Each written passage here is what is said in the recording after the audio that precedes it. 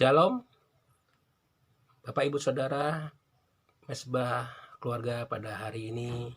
Temanya ialah mengucap syukur adalah ekspresi iman.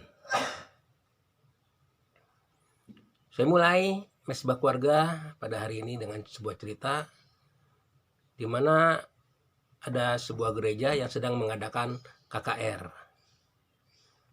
Dan di situ ada beberapa murid yang baru lulus sekolah teologi dan sudah menyandang sarjana teologi, diminta untuk berkhotbah di depan jemaat.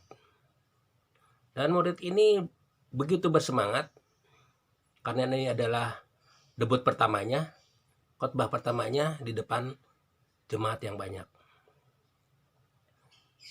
Dan dia mulai berkhotbah tentang Yesus yang membuat mukjizat dengan memberi makan 5.000 orang dengan 5 roti dan 2 ikan. Tetapi karena begitu bersemangat, muridnya ini sedikit kebablasan. Dalam khotbahnya dia berkata seperti ini.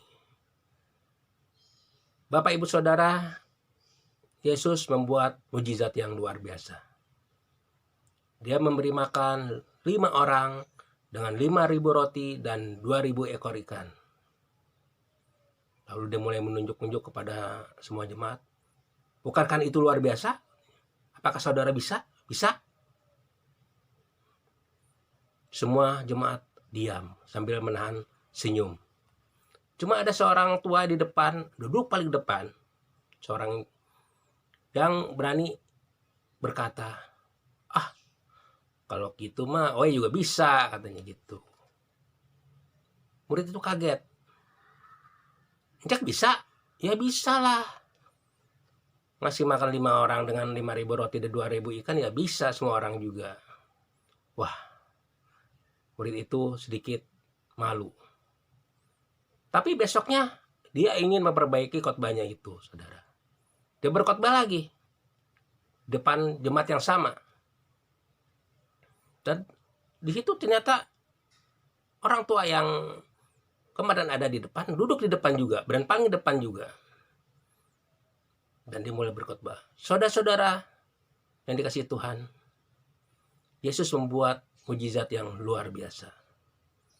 Dia memberi makan 5.000 orang dengan 5 roti dan 2 ekor ikan. Bukankah itu luar biasa? Seperti itu. Lalu, apakah saudara bisa seperti Yesus? Bisa.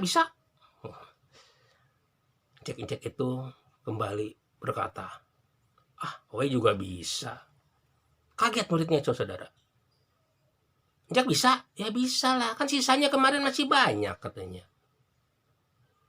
Saudara, cerita Yesus membuat mukjizat ini sering kali kita dengar, baik dalam sekolah minggu, bahkan dalam khotbah-khotbah umum pada hari Minggu. Di mana ketika itu Yesus menghadapi begitu banyak orang yang mengikuti dia. 5.000 orang bukan jumlah yang sedikit. Dan Yesus merasa bahwa orang-orang yang mengikuti dia itu adalah tanggung jawab dia. Dia peduli. Bahkan untuk makannya pun dia peduli. Yesus itu luar biasa, saudara. Tetapi dalam saat seperti itu tidak ada warung yang buka. Itu bukan di sebuah toko atau pinggir jalan yang ramai, tapi itu di sebuah padang rumput.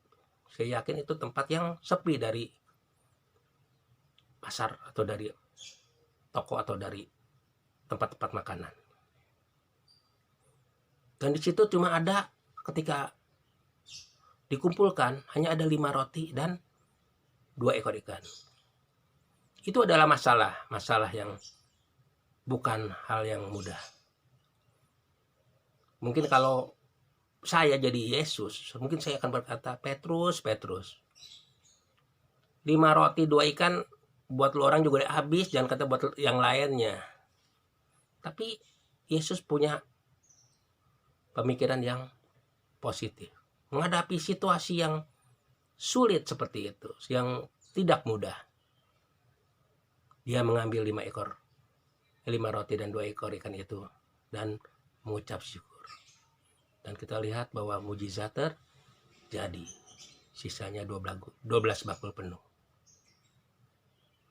Saudara, ketika kita menghadapi persoalan, menghadapi masalah, kita kadang-kadang bingung apa yang harus kita lakukan. Kita bertanya kepada Tuhan, kita berdoa, Tuhan, apa sih yang Tuhan kehendaki yang saya perbuat?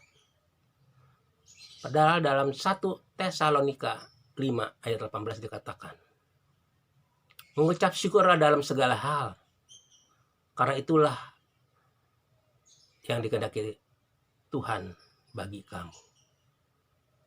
Jadi firman ini berkata mengucap syukurlah dalam segala hal. Baik dalam keadaan kamu baik, dalam keadaan kita kurang baik sekalipun, saudara, kita harus mengucap syukur.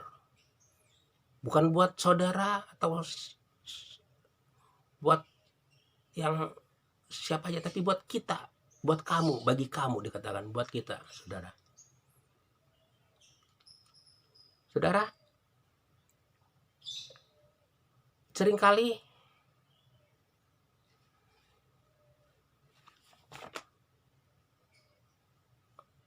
dalam situasi yang begitu sulit, kita tidak bisa mengucap syukur. Padahal mengucap syukur membuat kita melihat dunia atau apa yang terjadi di sekeliling kita dengan kacamata yang berbeda. Mungkin saudara berkata, kamu mah nggak tahu situasi saya seperti apa. Udah, ya.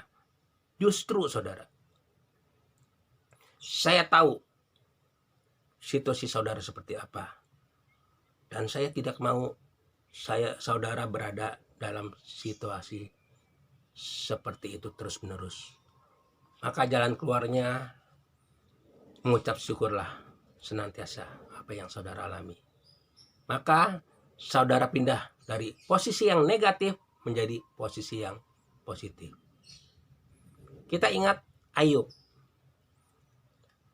Dalam keadaan sekujur badannya penuh dengan koreng, dia dibully oleh teman-temannya, tinggalkan, istrinya sendiri menyumpahi dia supaya matilah kau, seperti itu katanya ya saudara.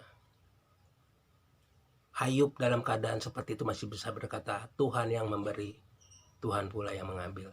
Terpujilah nama Tuhan. Maka mujizat terjadi. Anak-anaknya dikembalikan. Cuman bahkan harta bendanya 2 kali lipat dikembalikan Tuhan. Cuman istrinya doang enggak dikembalikan 2 kali lipat, saudara ya. Kebanyakan nanti. Seringkali yang menjadi kesalahan kita ialah kita menunggu masalah kita selesai dahulu, saudara. Baru kita mau mengucap syukur. Kita seringkali menunggu mujizat terjadi, baru mengucap syukur. Kita menunggu persoalan kita selesai dulu, baru mengucap syukur. Padahal kuncinya ialah mengucap syukurlah lebih dahulu untuk menuju kepada mujizat saudara. Mengucap syukur lebih dahulu menuju jalan keluar persoalan saudara. Dalam cerita Lazarus juga dikatakan, Yohanes 11 ayat 40 dikatakan, jikalau engkau percaya, engkau akan melihat kemuliaan Allah. Kadang-kadang bukan terbalik, saudara. Melihat dulu dong, baru aku percaya. Tetapi firman ini menjelaskan bahwa kita harus percaya lebih dahulu, baru kita akan melihat kemuliaan Allah. Di sini kita dibukakan rahasia bahwa pengucapan syukur mendahului mujizat. Karena banyak yang menunggu mujizat dahulu baru mengucap syukur. Saya takut saudara tidak ketemu mujizat saudara tahun demi tahun. Begitu terus menunggu mujizat saudara. Padahal saudara tahu passwordnya ialah mengucap syukur kalau saudara ingin melihat mujizat. Paulus di penjara. Dalam situasi yang sulit, dia tidak mengomel, dia tidak menggerutu, dia tidak komplain kepada Tuhan. Kenapa saya yang melayani Tuhan diperlakukan seperti ini? Tetapi malah Paulus menyanyikan puji-pujian, ucapan syukur melalui puji-pujian dengan sukacita. Dan saudara lihat, dari aura negatif sekelilingnya yang tidak mempengaruhi Paulus dirubah menjadi aura positif. Mujizat terjadi. Rantai belenggu terlepas. Pintu penjara terbuka. Itulah kuasa dari ucapan syukur dan puji-pujian.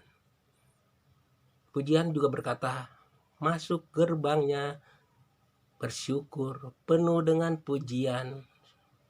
Jadi apa passwordnya saudara?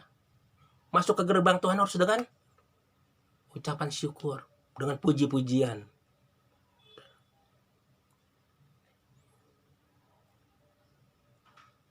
Password untuk masuk ke hadirat Allah dengan mengucap syukur. Tidak peduli saudara betapa berat beban saudara.